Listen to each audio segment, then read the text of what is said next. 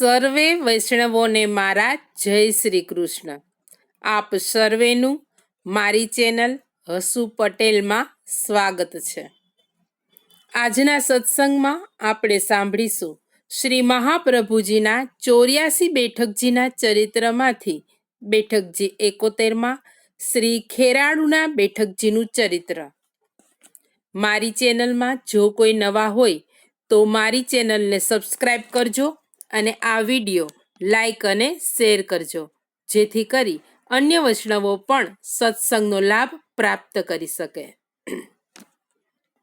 આજના સત્સંગમાં સાંભળીએ શ્રી ખેરાડુના બેઠકજીનું ચરિત્ર.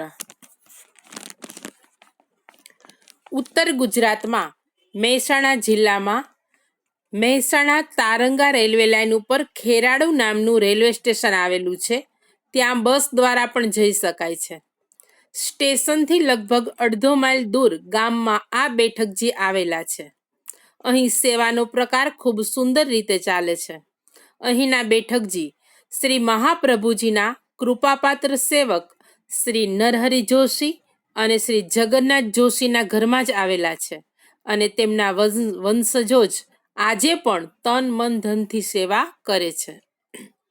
શ્રી મહાપ્રભુજીના સેવકોમાંથી જેમના વંશ આજ સુધી ચાલુ છે તેમાં શ્રી જગન્નાથ જોશીના વંશનો પણ સમાવેશ થાય છે.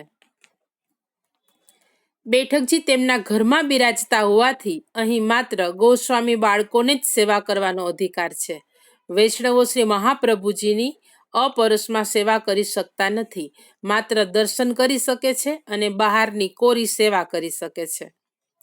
અહીં શ્રી મહાપ્રભુજીના બેઠકજીની સાથે શ્રી જગન્નાથ જોશીના સેવ્ય શ્રી બાલકૃષ્ણલાલજી, જેઓ શ્રી મહાપ્રભુજીના નિધિ સ્વરૂપ છે, તે પણ બિરાજે છે.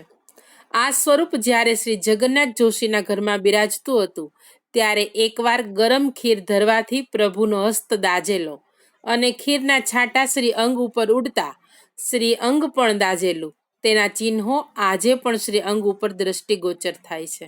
મંગળા કે શયનમાં પૃષ્ઠભાગમાં દર્શન કરવાથી આ ચિહ્નોના દર્શન થઈ શકે છે. શ્રી મહાપ્રભુજી અહીં ત્રણેય પરિક્રમા વખતે પધાર્યા હતા. પ્રથમ પરિક્રમા વખતે આપ શ્રીએ નરહરિ જોશી અને તેમની માતાને શરણે લીધેલા અને તેમના ત્યાં પરાપૂર્વથી બિરાજતા શ્રી વિઠ્ઠલનાથજી અને શ્રી મદન મોહનલાલજીને સેવ્ય કરી આપેલા, તેમજ માતાની વિનંતીથી પોતાના ઝારીજી પધરાવી આપેલા. તે ઝારીજી અને આ સ્વરૂપો આજે પણ ત્યાં બિરાજે છે. બીજી પરિક્રમા વખતે પધાર્યા ત્યારે માતાની વિનંતીથી આપ શ્રીને વિદ્યાનગરના રાજા કૃષ્ણદેવરાયે ભેટ કરેલ ચમર પધરાવી આપેલા, જેનો લાકડાનો દંડ આજે પણ ત્યાં બિરાજે છે. ત્રીજી પરિક્રમા વખતે આપ શ્રી અહીં પધાર્યા ત્યારે માતાની વિનંતીથી શ્રી બાલકૃષ્ણલાલજી પધરાવી આપેલા, તેઓ પણ અહીં બિરાજે છે. મહેસાણા જિલ્લામાં શ્રી મહાપ્રભુજીનું સેવ્ય આ એક જ નિધિ સ્વરૂપ બિરાજે છે. અહીં શ્રી મહાપ્રભુજીના હસ્તાક્ષર અને શ્રી ભાગવતજીના પોથીજી પણ બિરાજે છે. અહીં શ્રી મહાપ્રભુજી જ્યારે પધાર્યા ત્યારે ગામથી થોડેક દૂર વૃંદાવન નામનું વનપ્રદેશ વાળું સ્થળ આવેલું હતું, આજે પણ છે. ત્યાં બિરાજ્યા હતા. શ્રી જગન્નાથ જોશી અને નરહરિ જોશીના માતા ત્યાં જળ ભરવા ગયા હતા. તેમને શ્રી મહાપ્રભુજીના દર્શન થતા અલૌકિક સ્વરૂપના દર્શન થયા. માતાએ આપ શ્રીને સેવક કરવાની વિનંતી કરી. શ્રી મહાપ્રભુજીએ તેમને અને તેમના બંને પુત્રોને સેવક કર્યા. તેમની વિનંતીથી પ્રસન્ન થઈ આપ શ્રી તેમના ઘેર પધાર્યા. પોતે સ્વહસ્તે સામગ્રી સિદ્ધ કરી ભોગ ધરી આરોગ્યા. આપ શ્રી અહીં બિરાજી ત્રણેય પરિક્રમા દરમિયાન શ્રીમદ ભાગવત પારાયણ કર્યું. તે ઉપરાંત શ્રી જગન્નાથ જોશીની વિનંતીથી આપ શ્રીએ યુગલ ગીતના એક શ્લોક ઉપર એક પ્રહર સુધી વચનામૃત કરી રસ વર્ષા વરસાવી.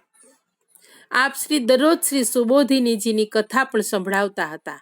આપ શ્રીના વચનામૃત શ્રવણ કરી અહીં સર્વ ખૂબ પ્રસન્ન થયા. પછી આપ શ્રી અહીંથી આગળ પધાર્યા. આપણે પણ અહીં શ્રી મહાપ્રભુજીને પૂર્ણ પ્રેમે દંડવત કરી આગળ વધીશું.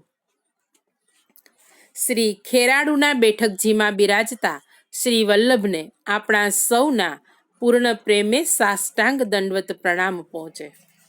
વૈષ્ણવો, આજના સત્સંગને અહીં વિરામ આપીશું. શ્રી વલ્લભાધીશ કી જય. સર્વે વૈષ્ણવોને મારા જય શ્રી કૃષ્ણ.